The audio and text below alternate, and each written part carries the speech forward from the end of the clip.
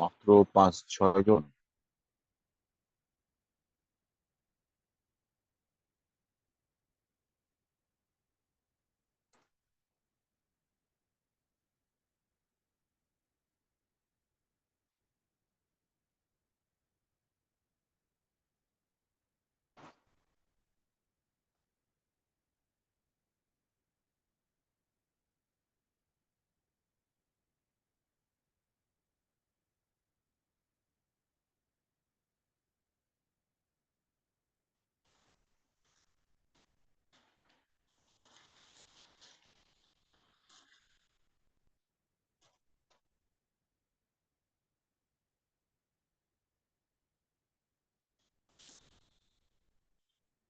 তাহলে তোমাদের 20 স্টুডেন্টস হলে তখন আমি শুরু করব।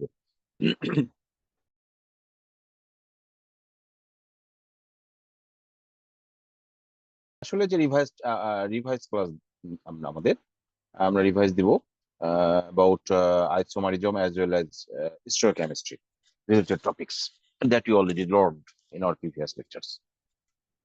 তো লাস্ট টপিক আজকে, so far I remember. Sir আপনার কথা শুনতে পাচ্ছি না। হ্যাঁ, কথা শুনতে পাচ্ছ না? স্যার আমি তো শুনতে পাচ্ছি। তো so far I remember, yes, in our last lecture we discussed about asymmetric synthesis of asymmetric compound from symmetric one. যেমন ওই যে কি পাইরুভিক অ্যাসিড মনে হয় আমরা নিয়েছিলাম, ল্যাকটিক অ্যাসিড সিনথেসিস করেছিলাম মেনথল দিয়ে, বলেছিলাম মেনথলটাকে ROH লিখতে, দিয়ে দিয়ে আমাদের পাইরুভিক অ্যাসিড থেকে, হ্যাঁ ROH দিয়ে, এবং আমরা তখন ওখান থেকে দেখেছিলাম যে অ্যাসিমেট্রিক সিনথেসিস আমরা করতে পেরেছিলাম। সিনথেসিসের পরে মেনথলটা আবার যেই রকম ছিল এরকম হয়ে গেছিল। আচ্ছা, এখন হচ্ছে ওয়ালডেন ইনভার্সন। আচ্ছা, ওয়ালডেন ইনভার্সনটা এখানে আমি স্যার এটা কোনো তোমাদের সাউন্ড পাচ্ছি না। কি প্রবলেম হচ্ছে সাউন্ডের? তোমার মাইক অফ দেখো, আমরা তো সবাই শুনতে পাচ্ছি। মশিউর, তুমি লিভ নিয়ে আবার জয়েন করো। আচ্ছা, তাহলে অন্যরা শুনতে পাচ্ছ এই তো? জি স্যার। আচ্ছা, তো অলডেন হচ্ছে তোমরা এর আগে এটা পড়েছো অ্যারাউন্ড মানে 1895 এর দিকে, এখানে যেটা দেখছি 1895 এর দিকে স্যার এখনো বিজ্ঞানী। শোনা যাচ্ছে না স্যার হ্যাঁ, আপনার কথা।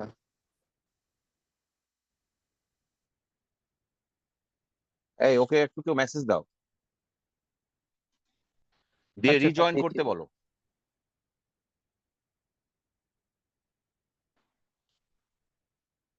আচ্ছা, তাহলে আমরা আবার শুরু করি। 1895 এর দিকে বিজ্ঞানী ওয়াল্ডেন দেখলেন যে এমন একটা সিনথেসিস, যে সিনথেসিসটা SN2 রিয়াকশন ফলো করে। এই সিনথেসিসে আমি যদি প্লাস ম্যালিক অ্যাসিড দিয়ে উনি কাজ করেছেন, ফসফরাস পেন্টাক্লোরাইড দিয়ে যদি প্লাস ম্যালিক অ্যাসিডকে উত্তপ্ত করা হয়, তাহলে দেখা যায় যে, এবং পরে সিলভার হাইড্রক্সাইড দিয়ে এটাকে ফাইনালি রিয়াকশনটা করা হলে প্রোডাক্টটা হয়ে যায় আমাদের মাইনাস ম্যালিক অ্যাসিড। তাহলে প্লাস ম্যালিক অ্যাসিডকে ক্লোরিনেশন করার পরে যদি সিলভার হাইড্রোক্সাইড দিয়ে ট্রিটমেন্ট করা হয়, তাহলে ম্যালিক অ্যাসিড থাকে, সেটা হয়ে যায় কি মাইনাস ম্যালিক অ্যাসিড। এই যে প্লাস থেকে মাইনাস অথবা মাইনাস ম্যালিক অ্যাসিড দিয়ে যখন ট্রিটমেন্ট করব তখন প্লাস, এই যে প্লাস থেকে মাইনাস, মাইনাস থেকে প্লাস ফর্মে কনভার্সনটা, এইটা বিজ্ঞানী ওয়াল্ডেন পেয়েছিলেন বলেই এটার নাম অনুসারে এটার নাম হচ্ছে Walden inversion. And very important একটা reaction or synthesis by which we can interconvert plus form to minus form or minus form to plus form, vice versa.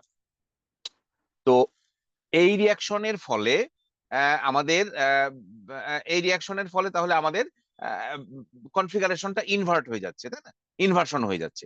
তো ওপরের যে রিয়াকশনটা আমি এক্সাম্পলটা দিয়েছি, এই যে ওপরের যে এক্সাম্পলটা, এই এক্সাম্পলটা বিজ্ঞানী ওয়াল্ডেন করেছিলেন 1895 সালে। এবং তারপরে ফলশ্রুতিতে বিভিন্ন বিজ্ঞানী বিভিন্ন ভাবে আমাদের এই যে ওয়াল্ডেন ইনভার্সনের প্র্যাকটিক্যাল প্রয়োগটা করেছে। তো রিয়াকশনটা কি হয় আমি দেখি, যে যদিও তোমরা জানো, আমরা একটু ওই যে কি বলে ওটাকে, হোয়াইট বোর্ডটা এখানে আছে না, হোয়াইট বোর্ডে দেখি আমরা, হোয়াইট বোর্ড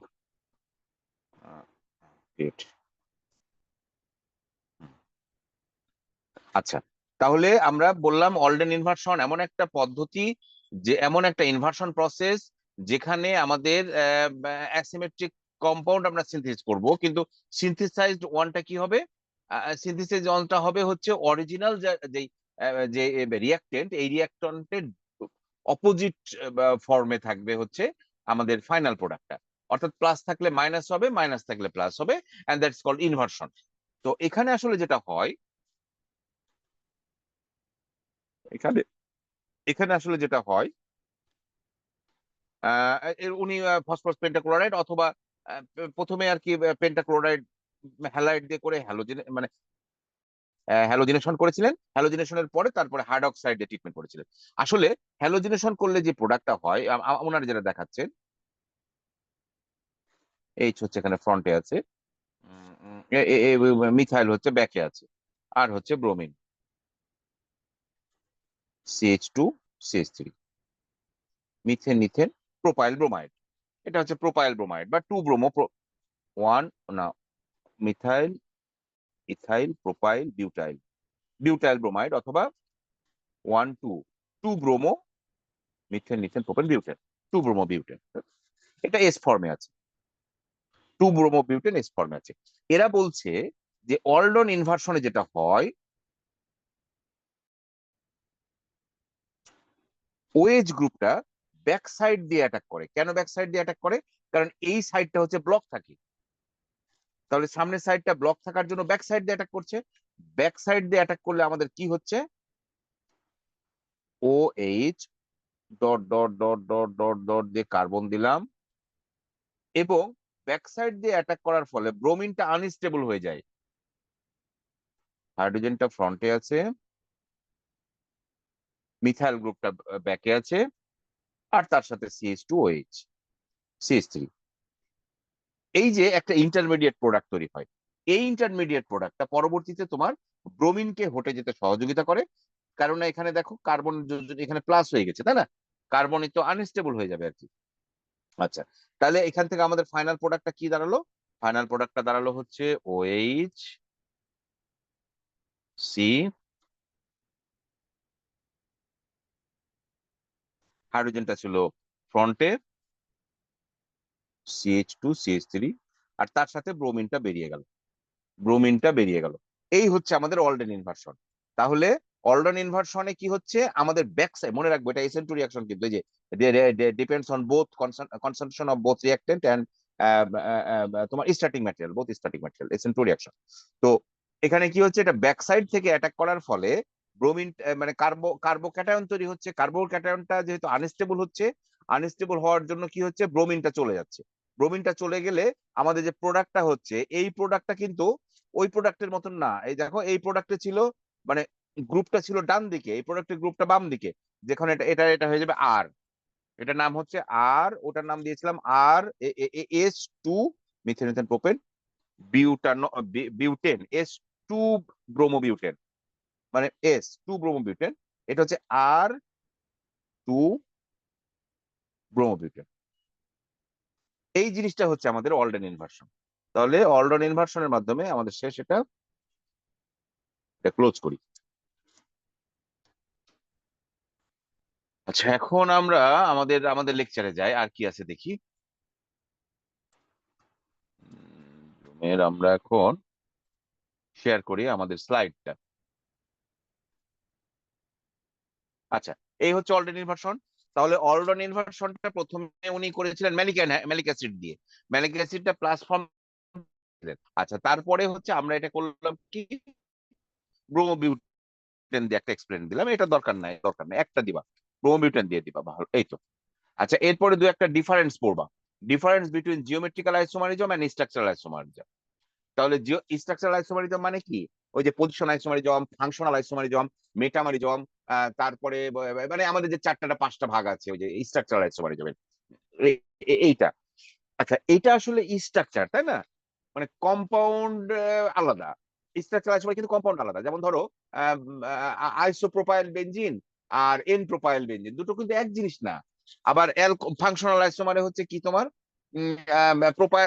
বিউটাইল অ্যালকোহল, আবার হচ্ছে তোমার বিউটাইল অ্যালকোহল না দিলে ডাইইথাইল ইথার, অর্থাৎ ফাংশনাল আইসোমার হচ্ছে কমপ্লিটলি দুটো আলাদা কম্পাউন্ড। এদের প্রপার্টিজ গুলো, কেমিক্যাল প্রপার্টিজ, ফিজিক্যাল প্রপার্টি সব আলাদা, কিন্তু কিন্তু জিওমেট্রিক্যাল আইসোমার তা না।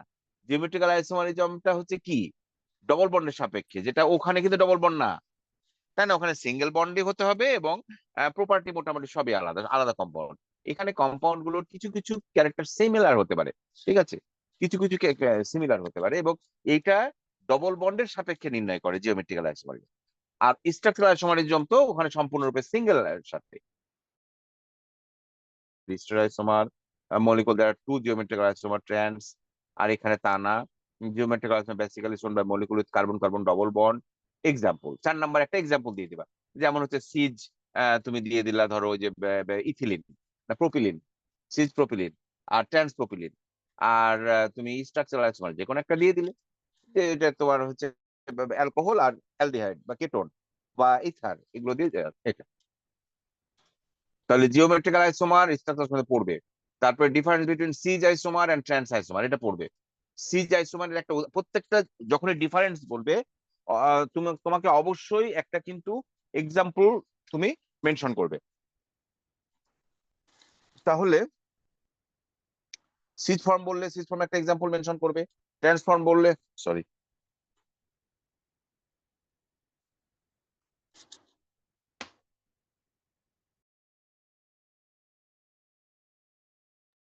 আচ্ছা, মেনশন করবে।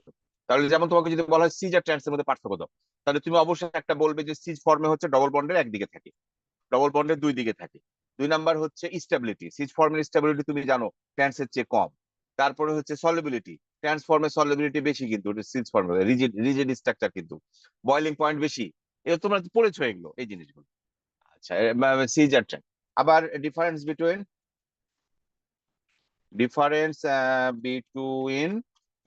কি ওই যে geometrical and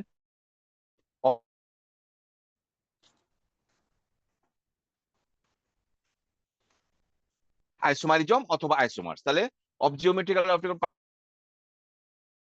stands, optical isomer দুই রকমের, ডেক্সট্রোরেটরি লেভোরোটেটরি। অপটিক্যাল আইসোমার হতে হলে কাইরাল কার্বন লাগবে, জিওমেট্রিক্যাল আইসোমার হতে হলে কোনো কাইরাল কার্বনের তো দরকার নেই। জিওমেট্রিক্যাল আইসোমার হতে হলে ডবল বন্ড লাগবে, অপটিক্যাল আইসোমার ডবল বন্ড থাকলে আর অপটিক্যাল আইসোমার হবে না, কারণ তখন তোর কাইরালি কার্বনই হলো না।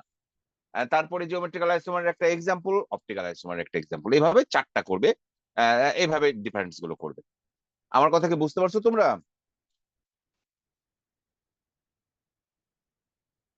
কথা জি বোঝা স্যার। যাচ্ছে? আচ্ছা, জি গুড। স্যার। জি স্যার।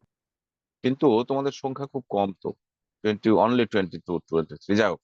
আচ্ছা, এবার আমরা আবার প্রথম থেকে আসি। আমাদের পার্ট টু না, তোমাদের পার্ট টু, পার্ট থ্রি না তো, এই এই কয়েকটা ছিল। আচ্ছা, তাহলে আমরা আমরা আবার ক্লাসিফিকেশনটা অবশ্যই অবশ্যই পড়বে, এবং এই ক্লাসিফিকেশনের কনস্টিটিউশনাল আইসোমার হিসাবে আসতে পারে, যেখানে প্রত্যেকটার এক্সাম্পল আমি বলে দিয়েছি, এবং এখন না, তোমরা আগেও পড়েছো, ইন্টারমিডিয়েটও এই জিনিসগুলো পড়েছো। স্কেলিটল আইসোমার বা চেইন আইসোমার, চেইন হচ্ছে তোমার এই যেমন এটা হচ্ছে এন, আবার আরেকটা এক্সাম্পল এটা হচ্ছে কি, এটা হচ্ছে আইসো, তাই না? আবার নিও, এইরকম। পজিশন আইসোমার, ওইচটা কোন পজিশনে আছে। ফাংশনাল আইসোমার, এখানে হচ্ছে ইথাইল গ্রুপ মানে ইথার টটোমার তো পড়েছে বাস।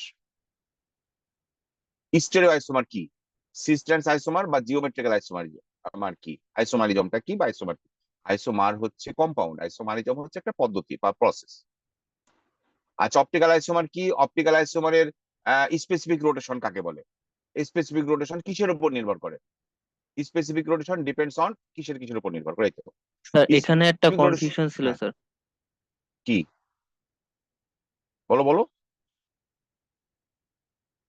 স্যার পেজ নাম্বার 3 লাস্টের দিকে ওই যে জেড এবং ই, ই এর যে আইসোমারটা আছে, আপনার স্টেরিও জিওমেট্রিক আইসোমার আর কি, জেড এবং ই, এটা স্যার CH3 একই পাশে থাকলে হচ্ছে আপনার জেড হওয়ার কথা ছিল না আপনার, E H R CS three অ্যাঞ্জেলিক থাকলে অ্যাসেন্ট। জেড না, শোনো, এইচ আর সিএস থ্রি থাকলে জেড না, ওটা হচ্ছে সিজ আর ট্রান্স, ঠিক আছে। আচ্ছা, আর যদি তোমার এইভাবে ডবল বন্ডের সাপেক্ষে এইচ আর সিএস থ্রি না না থেকে অন্য কিছু থাকে, তখন অক্সাইম বা এটা কেটোক্সাইম বা অ্যালডোক্সাইম, ঠিক আছে? ওইটা হচ্ছে সিন আর অ্যান্টাই, বুঝতে পারছো? সিন আর অ্যান্টাই হচ্ছে একরকম, মানে যেখানে তোমার CH3 আর এইচ এর মানে ঘাটতি আছে। আর যখন তোমার CH3 একই দিকে থাকবে তখন অবশ্যই সেটা সিজ। এই যেমন এটা দুটো একই দিকে আছে, এটার আনস্টেবল কম্পাউন্ড। এটা বিপরীত দিকে আছে ট্রান্স, বিপরীত দিকে আছে, দেখো এখানে বিপরীত দিকে আছে ট্রান্স, এখানে ট্রান্স, এটা এই দেখো এটা বিপরীত দিকে আছে। মানে ট্রান্স এর হচ্ছে কি যে ট্রান্স কম্পাউন্ড গুলো বোঝার আর একটা উপায় হচ্ছে, আমি তোমাকে এখানে লিখে দেখাই, দাঁড়াও। ওই যে এটা কি কেন্দ্র ট্রান্স আইসোমার বোঝার উপায় হচ্ছে এই যে এইভাবে থাকবে, এইভাবে থাকবে। এটা হচ্ছে অবশ্যই দাও না কেন, এটা হচ্ছে ট্রান্স, বুঝতে পেরেছো? এই গ্রুপকে তুমি কখনোই সিজ করতে পারবে না। আবার সিজ আইসোমার বোঝার জন্য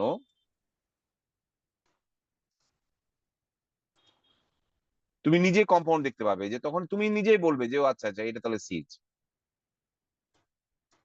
এই যে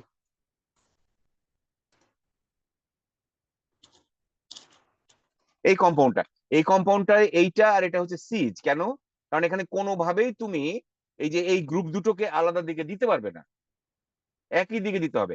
আর এখানে তুমি চাইলেও এই গ্রুপ দুটোকে বিপরীত একই দিকে দিতে পারবে না। এটা হচ্ছে ট্রান্স, এটা হচ্ছে থিম। এখন CH3 হোক, এইচ হোক, ওই যে অক্সাইমের অক্সিজেন হোক, হাইড্রোজেন হোক, যাই হোক না কেন, একই দিকে দিলে সিজ ব্যান্ডটা মানে সিজ সিন, আর বিপরীত দিকে হলে ট্রান্স। হ্যাঁ বলো, তুমি এরপরে কি বলছিলে বলো, কোনো কনফিউশন?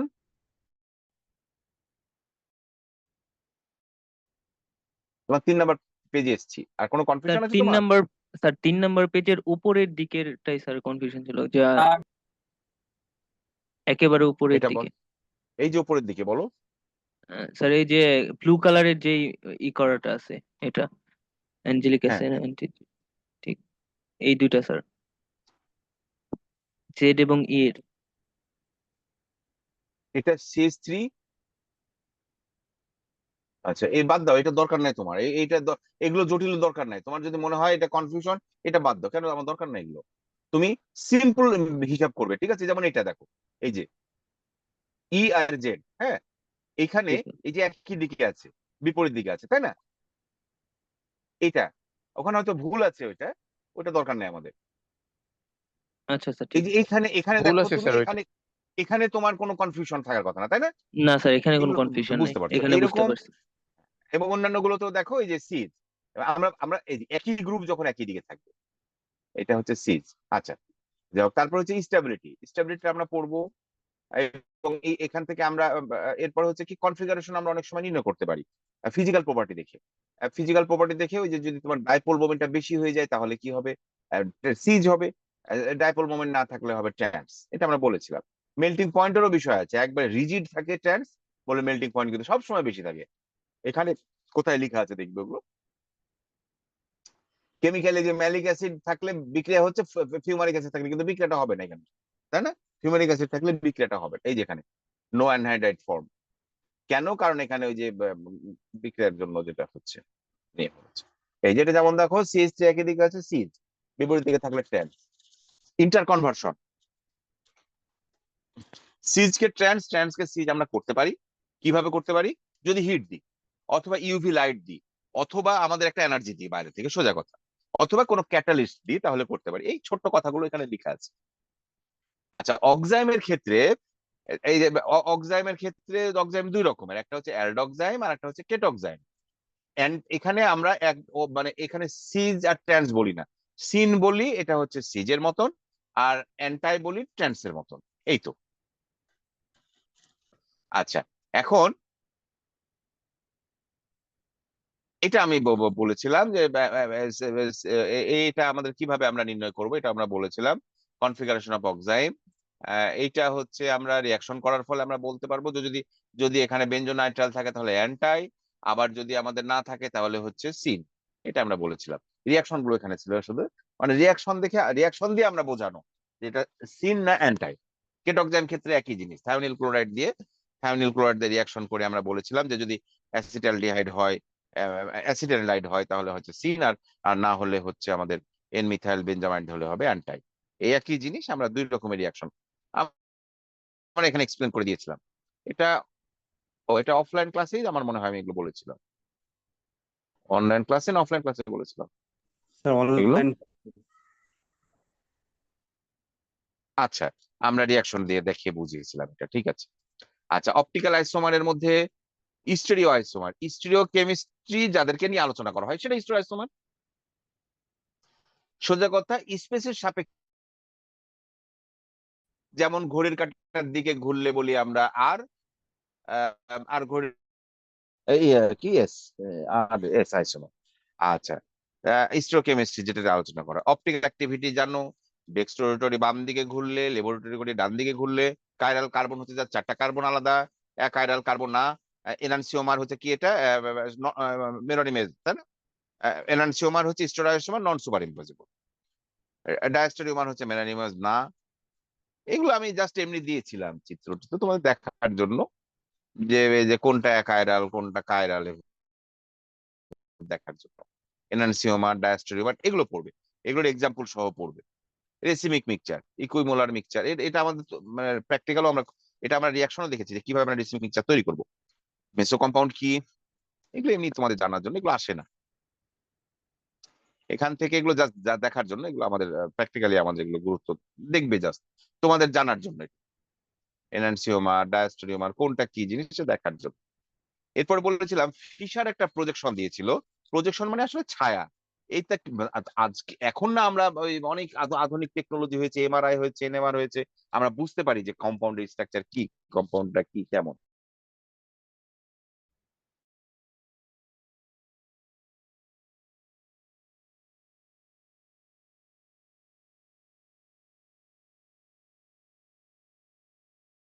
বার্ন করে ফিশন টিউবে নিয়ে তারপরে ওখানে সলিউশন করার পরে অনেক লেন্দি প্রসেসে আমরা বুঝতে পারি, অনেক রিয়াকশনের মাধ্যমে আমরা বুঝতে পারি যে কি কম্পাউন্ড আছে।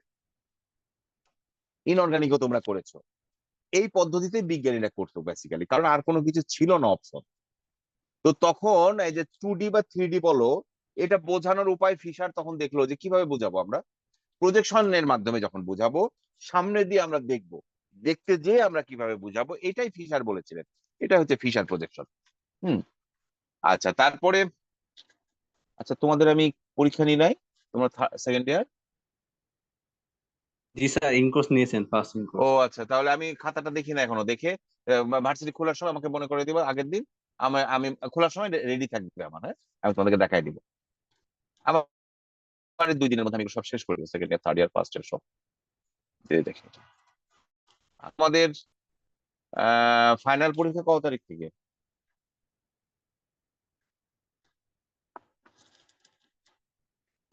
তোমাদের যে ইয়ে দিয়েছিলাম একাডেমিক ক্যালেন্ডার, হ্যাঁ,